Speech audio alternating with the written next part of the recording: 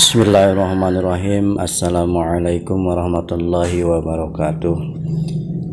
Alhamdulillah, kita panjatkan puja serta puji syukur kepada Allah Subhanahu wa taala yang telah memberikan kepada kita kenikmatan. Salawat serta salam semoga tercurahkan kepada baginda kita Nabi besar Muhammad sallallahu alaihi wasallam yang selalu kita rindukan dan yang selalu kita harapkan untuk memberikan syafaatul udma di yaumul kiamah nanti bagi kita semua. Hadirin semuanya, alhamdulillah kita bertemu kembali dalam kajian rutinitas kita, yaitu kajian kitab Tanqihul Qaul Al-Babul Hadis. Kita sudah mulai akan masuk kepada bab ketiga, yaitu keutamaan Bismillahirrahmanirrahim. Di dalam kitab Tanqihul Qaul ini ada 10 hadis yang menjelaskan keutamaan Bismillahirrahmanirrahim. Baiklah, kita awali dengan hadis yang pertama. Qala al-mu'allifu rahimahullahu ta'ala wa nafa'ana bihi wa bi udumi fi dzarain rabbana tabainana wa baina qaumina bil haq wa anta khairul fatihin. Bismillahirrahmanirrahim. Qala sallallahu alaihi wasallam, ma min abdin yaqulu bismillahirrahmanirrahim illa dzaba syaiton kama yadzubur rasasu 'alan nar. Hadis yang pertama, Rasulullah bersabda, barang siapa yang pada hadis pertama ini Rasulullah bersabda, ma min abdin yaqulu, tidak ada seorang hamba yang mengucapkan lafaz Bismillahirrahmanirrahim illa terkecuali zaba asyaiton, akan hancurnya setan, kama yadzubur rasosi alan nari, sebagaimana melelehnya timah di atas api. Nah, ini hadis yang menunjukkan begitu unggulnya lafaz Bismillahirrahmanirrahim. Ada penjelasan lain dari an Jabir bin Abdullah. Kata Imam Atha bin an Jabir bin Abdullah berkata, lama najala Bismillahirrahmanirrahim, ketika diturunkan lafaz Bismillahirrahmanirrahim, harabagi min ilal masyriq, berlari-larian awan itu ilal masyriq minal maghrib ilal masyriq, dari barat ke timur. Wasakana triyahu, kemudian angin pun berhenti. Wahazal bahri, kemudian lautan bergejolak. Wa asgatal bahaim biudhunihi, dan semua binatang-binatang itu mendengarkan dengan telinganya. Warajamat syayatin, dan menyiksa dan merajam setan-setan, minas samai, dari langit. Wahalafallahu azza wa jalla, dan Allah bersumpah biizzatihi, dengan kekuasaannya. Apa yang difirmankan Allah, la yusamma ismuhu ala syaqqamil asqiya, tidak akan ada kesembuhan terkecuali disebut asmanya Allah. Wala yusamma ismahu ala syai'in illa baraka fihi, dan tidak ada keberkahan sedikit pun terkecuali disebutkan asma'nya Allah. Waman qara'a bismillahirrahmanirrahim dakhalal jannah, maka Allah berfirman, barang siapa yang banyak membaca bismillahirrahmanirrahim dakhalal jannah, maka akan dimasukkan ke surga. Sebagaimana disebutkan oleh Syekh Abdul Qadir Zailani, bahwa siapa saja atau hamba yang mengucapkan bismillahirrahmanirrahim, maka satu ucapan saja bisa menghancurkan setan seperti melelehnya timah yang ada di atas api. Ini sangat luar biasa sekali. Bahkan Ibnu Mas'ud berkata, syaitonul mu'min mahzulun, setan yang menggoda orang mukmin itu adalah kurus-kurus. Bahkan kata Imam Qais bin Hijaj, qala berkata, li syaitani dakhaltu pika, aku ini dimasuki setan, kemudian wa ana mislu zuruzin, dan aku melihat seperti unta. Wa annal ana masallu asfur, kemudian setan itu berkata, aku seperti kekuning-kuningan.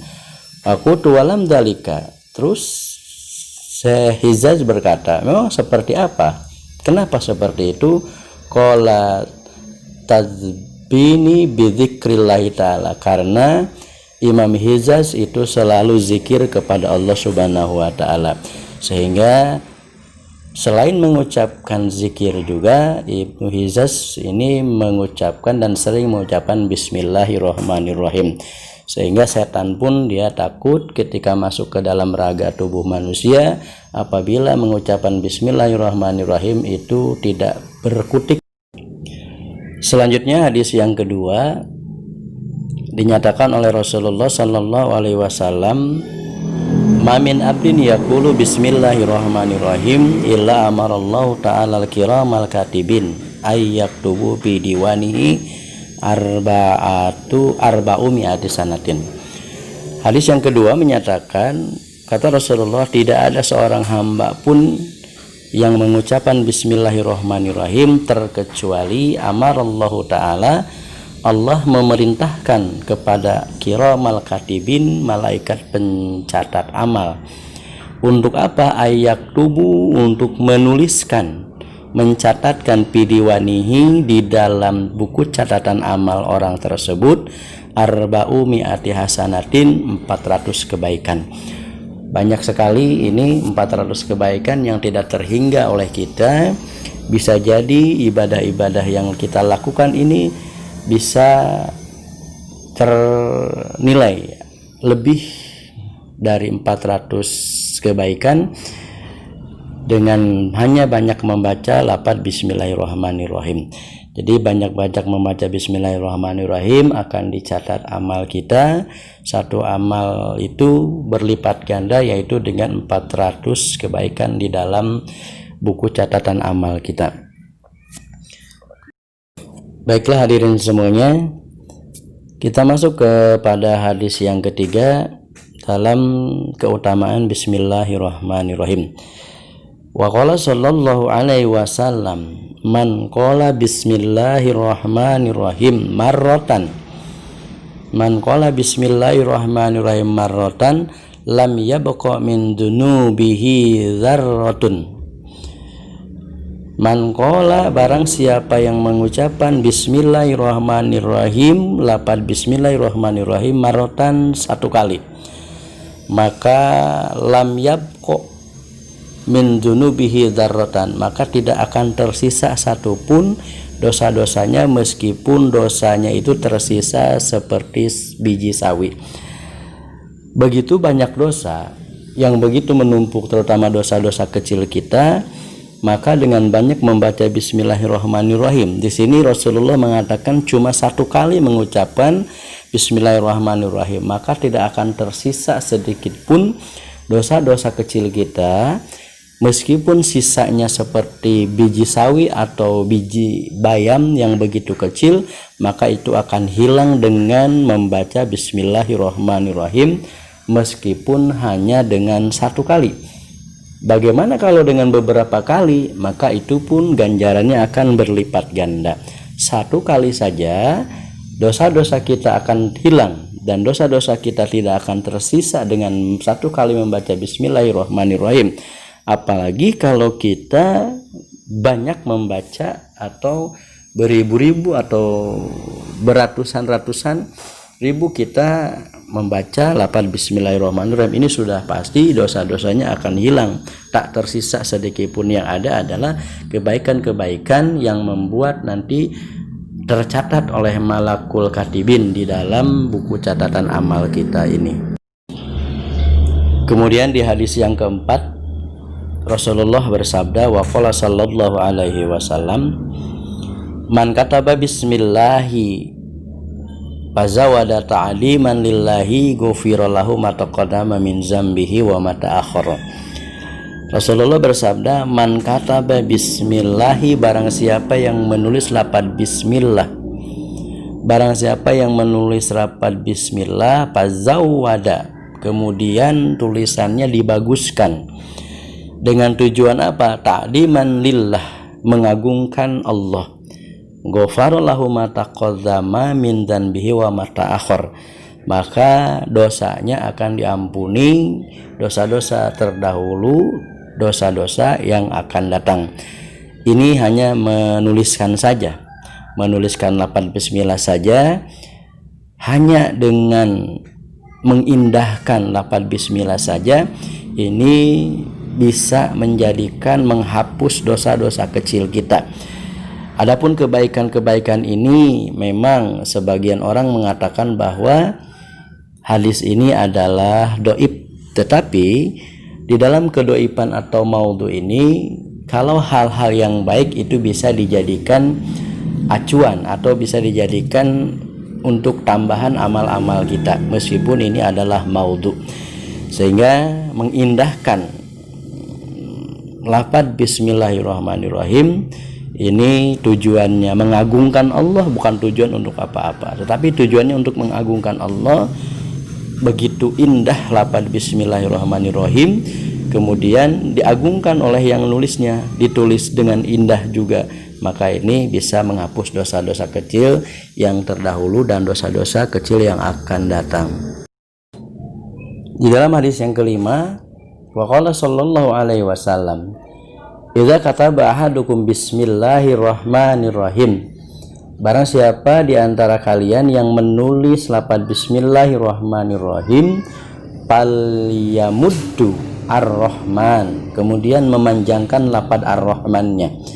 Jadi bismillahirrahmanirrahim. Nah ini lafaz atau huruf ar-rahmannya dipanjangkan, ar-rahman.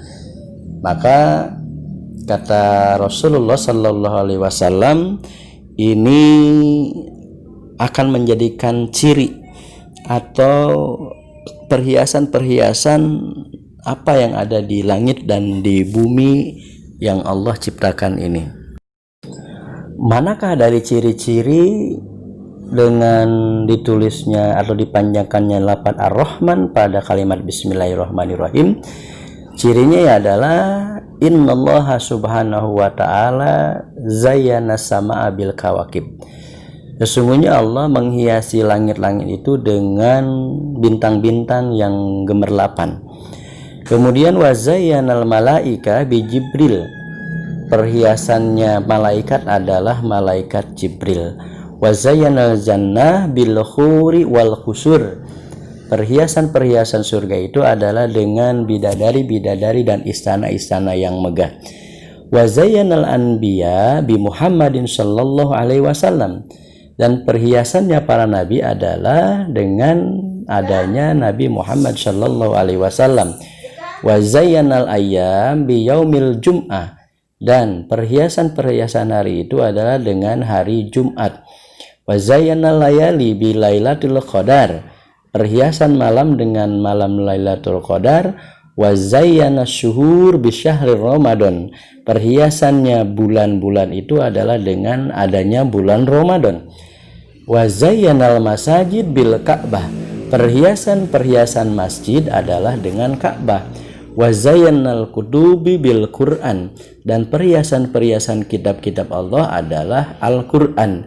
Wa zayyanal Qur'an, dan perhiasan Al-Qur'an bismillahirrahmanirrahim, yaitu dengan lafaz bismillahirrahmanirrahim. Nah, ini adalah ciri-ciri dengan dipanjangkannya huruf kalimat Ar-Rahman dari kalimat bismillahirrahmanirrahim. Jadi ciri-cirinya tadi sudah disebutkan, dengan mulai dari ciri langit sampai kepada ciri Al-Quran. Yang paling pokok bahwa Al-Quran ini adalah dihiasinya oleh bismillahirrahmanirrahim. Jadi bagi kita apabila kita akan membaca Al-Quran, yang pertama adalah fasta'id billah. Yang pertama adalah kita membaca a'udzubillahi minasyaitonirrajim atau ta'awudz, kemudian diikuti dengan membaca kalimat bismillahirrahmanirrahim. Hadirin semuanya, menginjak kepada hadis yang nomor 6 dalam Lubabil Hadis ini, fi fadilati bismillahirrahmanirrahim. Wa qala sallallahu alaihi wasallam, bersabda Rasulullah sallallahu alaihi wasallam, man qala bismillahirrahmanirrahim, barang siapa yang mengucapkan lafaz bismillahirrahmanirrahim, kutiba ismuhu atau kataba ismuhu minal abror wa baro'atu minal kufar, maka akan ditulis namanya minal abror dengan orang-orang yang mendapatkan kebahagiaan, wa bari'a minan nifaq, dan terbebas atau terhindar dari perbuatan kufur atau nifak atau munafik. Itu dengan mengucapkan bismillahirrahmanirrahim kita terbebas dari sifat kufur dan nifak atau menjadi orang munafik. Begitu agung lafaz bismillahirrahmanirrahim, begitu luar biasa fadilah bismillahirrahmanirrahim. Menulisnya saja, mengucapkannya saja, dengan satu kali kita bisa terbebas dari dosa-dosa kecil dan terhapus dosa-dosa kecil kita untuk masa yang akan datang dan dosa-dosa yang telah berlalu. Dan bahkan di sini kata Rasulullah dikatakan akan terbebas dari sifat kufur dan sifat nifak atau terbebas dari kemunafikan, dan bahkan nama kita akan tercatat beserta orang-orang yang selalu mendapat kebahagiaan, yaitu diantaranya adalah sholihin, syuhada, dan orang-orang yang bertakwa kepada Allah Subhanahu wa ta'ala. Selanjutnya hadis yang nomor 7 di dalam Fadilatu Bismillahirrahmanirrahim. Wa qala sallallahu alaihi wasallam, man qala bismillahirrahmanirrahim, barang siapa yang mengucapkan bismillahirrahmanirrahim, ghafarallahu ma taqaddama min dzanbihi, maka dosa-dosanya akan diampuni oleh Allah Subhanahu wa ta'ala, dosa-dosa terdahulu. Nah, ini dosa-dosa yang 1 tahun ke belakang kita akan diampuni dan akan dihapus segala kesalahan-kesalahan dengan banyak membaca bismillahirrahmanirrahim. Dalam hadis ini tidak disebutkan satu persatu atau berapa jumlahnya, tetapi untuk kefadilahan atau keutamaan bismillahirrahmanirrahim, maka perbanyaklah oleh kita untuk banyak-banyak mengucapkan lafaz bismillahirrahmanirrahim, terutama dalam sholat 5 waktu. Satu waktu kita mengucapkan lafaz bismillahirrahmanirrahim 100 kali, maka dalam 5 kali 5 waktu maka menjadi 500 kali. Ini adalah anjuran para ulama, minimalnya kita baca atau mengucapkan, mengauratkan bismillahirrahmanirrahim dalam satu waktu 100 kali. Bahkan kalau kita mampu sampai 1000, dan bahkan di tengah malam itu diperbanyaklah kita membaca bismillahirrahmanirrahim.